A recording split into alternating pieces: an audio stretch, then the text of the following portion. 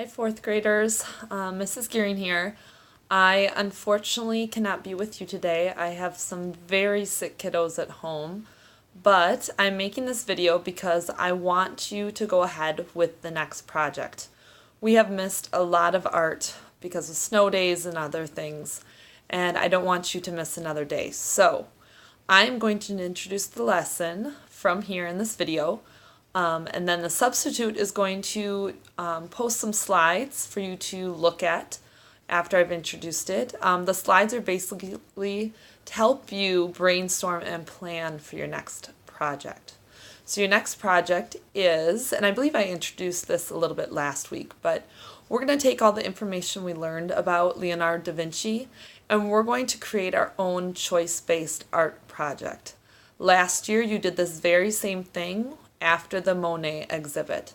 So what we're going to do is we're going to take all that info we learned about him and you guys are going to make your very own art project. The only criteria that I'm giving you is that it needs to connect to Da Vinci in some way. So at the end of the project, make sure that you can explain to me how your project connects to Da Vinci. Your project can be anything as far as materials. The only material in the art room that is off limits is clay, just because I don't have enough to go around. Otherwise, anything in the cupboards, in the storage room, we have a lot of yarn and there's cardboard. So anything that you can find in the art room, in the cupboards and on the counters, you can use. So I want you to start thinking about even a material that you've been wanting to use, like maybe you feel like we haven't done a lot of painting this year and you'd really like to do a painting. Leonardo da Vinci was definitely a painter, so you could connect that to him in some way. He was many things, so if you want to start making some 3D art and think about his inventions, maybe you want to come up with your own invention. Or you want to create one of his inventions, like his flying machines.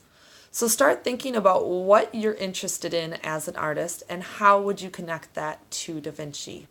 In the slide, you will see a lot of examples, and also on the wall next to the smartboard, I have a couple different examples of the Mona Lisa and some flying machines.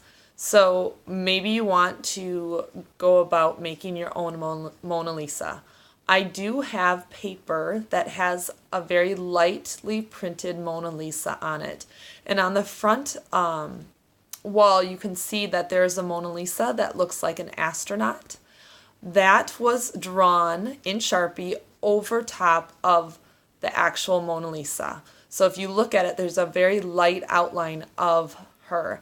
And I do have these sheets. So if you want to go about doing your own Mona Lisa and you would like to kind of have a reference or something to start from, I have those for you. So maybe that is what you are going to do. Or maybe you want to create your own portrait and it's not the Mona Lisa. Maybe you're going to do a portrait of a friend or a self-portrait. So start thinking about what you're going to do. I'm going to after you watch the slide, have you guys brainstorm. So today is kind of our planning day.